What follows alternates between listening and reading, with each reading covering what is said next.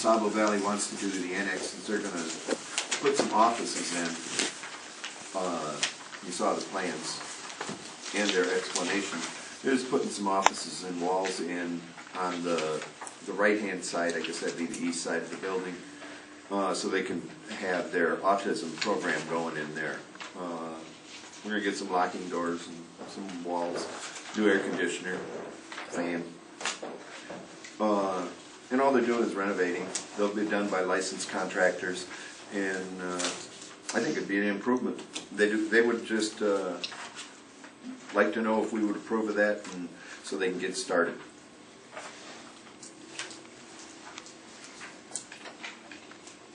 Like I said, I think it'd be an improvement to the building.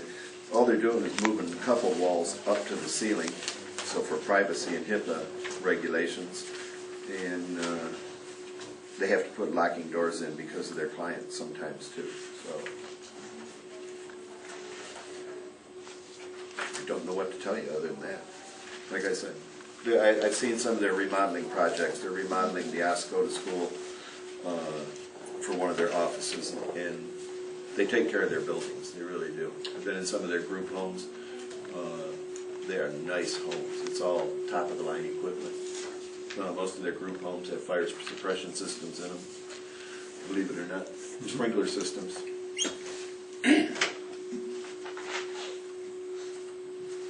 And they do, like I said, they do everything top-notch. I'm impressed with them. And you're going to be more or less keeping an eye on this for us? Yeah, I'm on the building committee. Okay. And Dick's a real nice guy. If you have any questions, you can call him and talk to me. Dick knows more than I do. But with the plans and stuff. But so what is he asking for us? just permission to... A motion to allow them to go forward with this? I don't know if we need a motion. We just, I guess, would it be a motion? Or you can just do a consensus if you want to. I think all they need is Tim Whitney's approval for the building inspector. We don't have to do nothing. Well, the consensus of this board, is there anyone that's against this? Okay. No.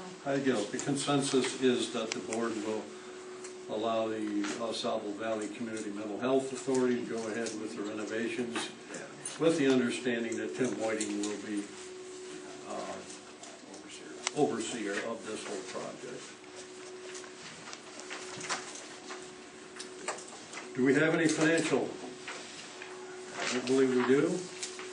I have no correspondence. Does anyone else have correspondence that they would like to share? Brenda, none of those FYIs need to be brought forward at this point, do they? I don't believe so. I do have one thing under correspondence. Dave, you asked a question at the last meeting about hose counts at the airport. I have a report here, the Oscoda County Airport mile counts of 2013, dated 4/8 through 5/8 of 13. We had 280 pulsations. 5/28 to 7/9 we had 201. 7/9 to 9/3 we had 314, for a total of 795. And they prorated for the entire year using a 2.0 multiplier at 1,590 activations of the hose.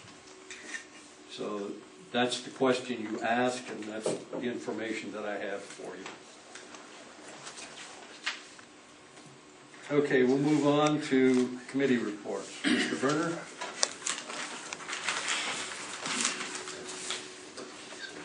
This morning I went to the EDA. They have different events going on, also the projects going on out at the Yoder building. They have the metalworking, woodworking, everything's going good there. Is my fair chief? What? Is that my fair chief? Yeah, my fair chief, but there's those buildings out there too. That's Yoder. Yeah. Okay. And they're gonna put 5 more buildings. Very good. That's it for me. Thank you, Bob. Mr. Wilson? 4-9, EDC board, we had a meeting, we went over some of the stuff about the county park thing that we're trying to put together to get all the county parks with a brochure to get out, try to get more people coming to the county parks. I brought a pamphlet about some water park stuff. We're hoping maybe we can work on that to get this going for the county park down there, some water stuff for kids. We're going to be working on that. We took a walk down to the river. There's some property we want to talk to consumers about cleaning out on the south side right there, clean it up and make a little place for people to sit, eat and stuff, across from the fisherman's handicap. On that side, it's all kind of jungle. We'd like to see if we can get that cleaned up down there. 411 MOA landfill. We went over the reports of the leach, which we saved $225,000. It was all in the paper about all that. Propane bids, they accepted one from Crystal Flash, which came in. We locked in out there, which they made quite an increase from last year. It was $1.79.9 per gallon with a 4% gallon PERC feed and a $7.64 delivery fee, roughly around $1.80.3. And that was the best bid we had, so we voted to lock that in for next year. And that was about it for that. Then we 414. Bill. Yeah, Bill, Lee and I went over the credit card bill, recommend some changes that we're going to try to do with Bill about the credit card and how it's being used. 414 MTA meeting, Liz came, talked about the millage. Kevin Grace was there, talked about his millage. Jason had a family emergency, he couldn't make it. Well, hopefully I'll get him there next time to talk about his millage. 415, Lee and I met with Brian, family court, went over and learned a lot how to understand his billing system and how it works, which he filled us in greatly and it really enlightened us on a lot of this stuff. 417, Steiner Museum. We got 2 bids on phones. We can afford them. They're going to be around $50 a month, which is way out of the budget. The May 24th, 8 to 11 will be the first opening, the pancake breakfast by donations. We average around 3,000 people every year. We hope you guys come out. It's good food. 418, claims and audit. 421, last night, Elmer Township meeting. I found out anybody in Elmer Township, they do have tables and chairs in the basement. They will let you use it. They put a $50 deposit, but don't charge you to use the tables and chairs, which I thought was great of the township. And that's it. Thank you, Mr. Wilson. Larry's already told you about the 411 landfill board meeting. The only thing I'll add to that is that the Crystal Flash quote did in fact go with propane, gasoline, and fuel oil. And I believe, and I'm going from memory, but I believe it was like 18 cents over rate, whatever that acronym was. $95 a gallon. Very good. For propane. I'm talking fuel oil and gas. And 414, I went to the Council on Aging board meeting. We did a budget review, explanations and conditions, all very good. August 6, 2014 is being considered to have a seminar put on by the State Bar of Michigan. Who should you trust avoiding estate planning mistakes? They have no dog in the fight, so this would be a good opportunity for anyone to sit down and discuss the topic. Is one for parents and adult children to learn about the do's and don'ts of estate planning. 2 times are being considered, 1 o'clock or 6 o'clock, or 1 and 6. It depends on what kind of response the Council on Aging gets. So watch for that notice in your local papers. Big Creek Township meeting, the blight ordinance was approved to be sent to the attorney for review. It's an update of what they currently have. Also, they have changed the meeting time. It'll still be on the third Tuesday of the month, but it will be at 5 o'clock instead of 7 o'clock. They're going to give that a try for a while to see if they can improve the attendance. And also, there is going to be a fire department millage of 1% for the August ballot. So keep that in mind. 4/16, I went to the landfill claims and accounts. And quite honestly, the lack of hauling leachate out of there and having it processed in Alpena has been very positive to the bottom line and the expense line at the landfill. Very positive. On 4/17, I went to the Northeast Michigan Council of Governments meeting in Gaylord. Basically, the audit also with them has been completed, and it passed without a problem. Everything's going very well there. 4/21, I went to the Michigan Northern Counties meeting in Grayling. We had 2 state representatives there, one from the 102nd, one from the 96th districts, and 1 state senator. So, believe me, there was plenty of discussion about the court system primarily, and that is what can we do to get more input from the courts, especially where these child care problems are existing, where all of a sudden the county is given a bill by the court system to support some child that the court has placed, and all of a sudden you've got a $300,000 or $400,000 bill to house these children, and the courts say, well, sorry county, it's your bill, go ahead and pay it. And that happened up in Alpena. They had 7 youths placed in $300 and $400 a day units by the court system, and all of a sudden here's a bill. That kind of tears up a budget. So there's a lot of discussion at the county level in that regard. This morning I went to the road commission meeting. Resolution was passed to apply for an 80/20 grant for repair to 3 of our bridges. And then there was some discussion on some new equipment that they needed to assist them in their efficiency at the road commission.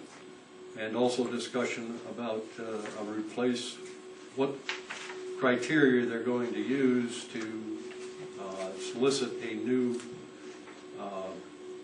road commission manager to replace Ron Bruner. And that's my report for today. Lee?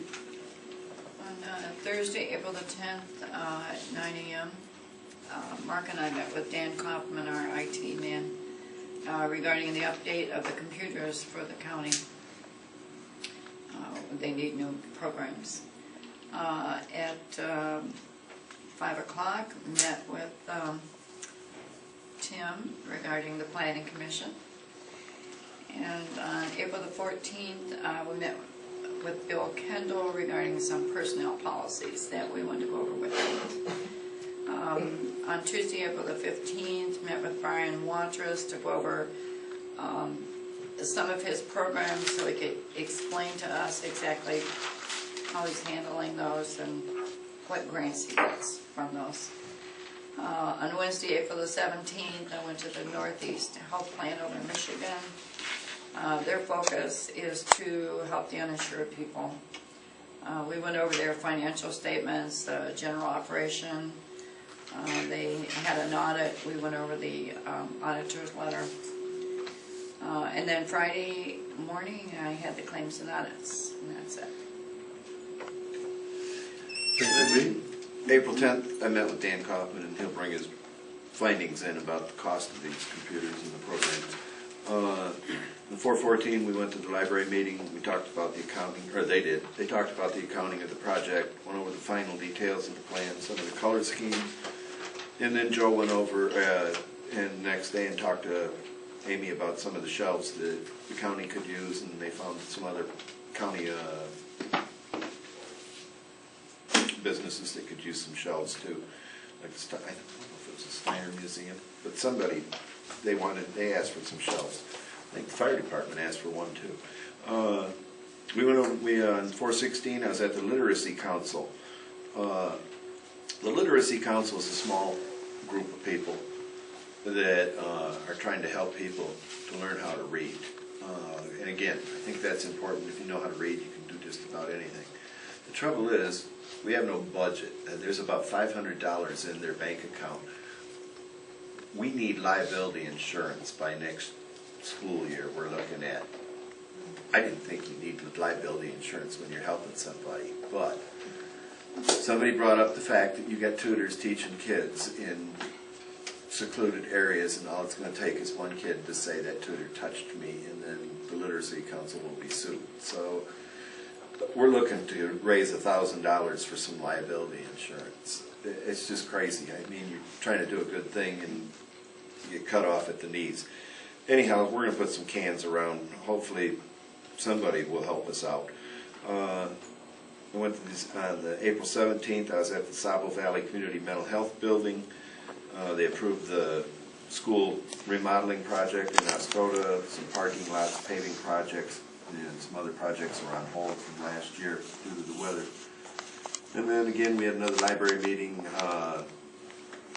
yesterday. And colors are picked, drywall's being repaired, painting started. There's conversation about some collaboration with Crawford County for staffing needs, and the flooring bids are almost ready to go out. And that's it. Thank you very much. Public comment. Can I ask a question there? Yes. On liability insurance, as you're talking about, Yeah. wouldn't a video camera work out just as well as insurance? I mean, you got a young man sitting here that wants to videotape everything. You know, I don't know. That's a good question. A video camera.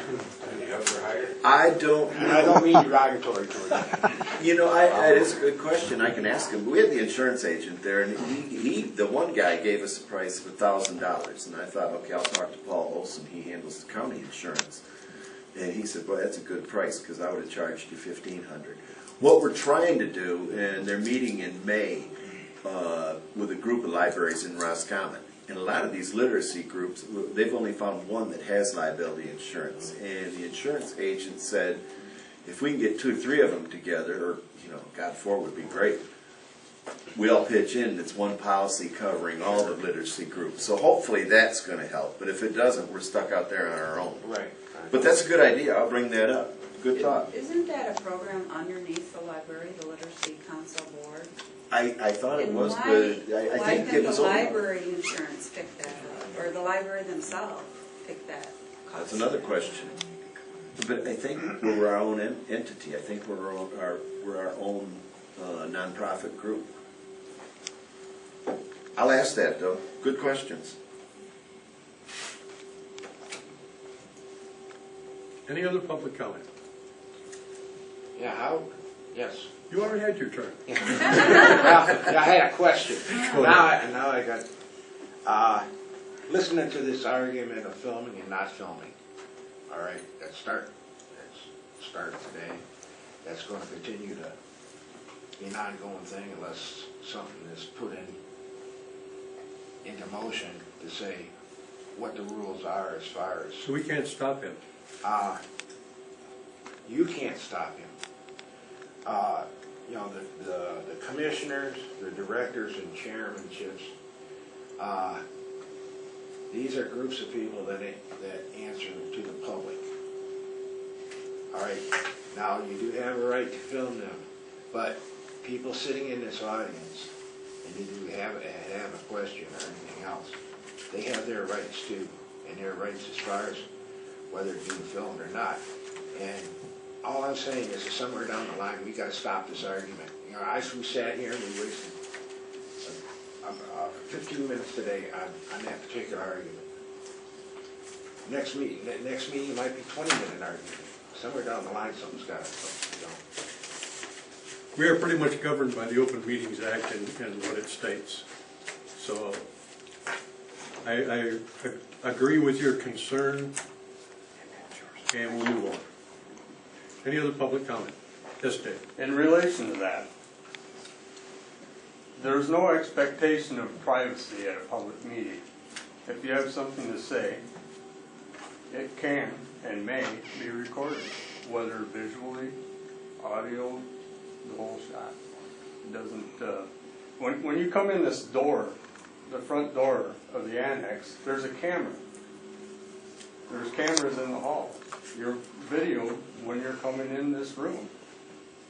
And to expect that you're not videoed once you're in this room at a public meeting is, my way of thinking, ridiculous, because you're videoed everywhere. True. We have a wonderful system here. It's called a representative republic. That is, we have representatives doing the public's business. And the accountability is what comes into question. And if someone has something to say to the board at public comment time, it's free game to be recorded visually and audibly. So as far as somebody's not wanting to be filmed during a proceeding such as this, then don't come to the meeting. I was required to be here. I didn't want to come and do work. Then you have a problem. Thank you, Dave. Any other public comment? Dave? Sheriff Grace? Real quick, last reminder for the Take Back Drug Day this Saturday. Yeah. For any prescription, non-prescription, pill form only medications. DEA is making arrangements to be here on Monday to pick them up. So even though we have it 24/7, we sign up for these so we can have an avenue to get rid of them and have them destroyed properly. So again, anybody that has any, they can drop them off pretty much between now and Monday, and then we'll just start over again. So my plan, and we'll sign up again when DEA puts it again in the fall. And then the other is the 26th also, over at the Community Center. We have the ORV safety course that's put on for free for young adults, 12 and older. The paper ran something on it. They can actually be 11. It just wouldn't kick in until they turn 12, and then at that point they're legal to ride. But any questions, comments, otherwise they can contact our office. There is a sign-up sheet. The recreational officer just needs to know about how many books to bring, etc. I'm sure he'll bring a couple extra, but he'd like to have the information so we can get going with it. And that runs 8:30 to 4:30 on Saturday the 26th over here at my community center. How good how good of a turnout have we got? Right now I believe we have 5. So not bad. Yeah, we'll run if we have 1, but like I say, I think we have 5 so far. Hopefully pick up a couple extra this week. Hopefully. Yep. Any other public comment? I'll entertain a motion to adjourn. Motion to adjourn. Second. I have a motion by Wilson, supported by Christenberry. All in favor say aye. Aye. Opposed, same sign. Thank you everyone for coming.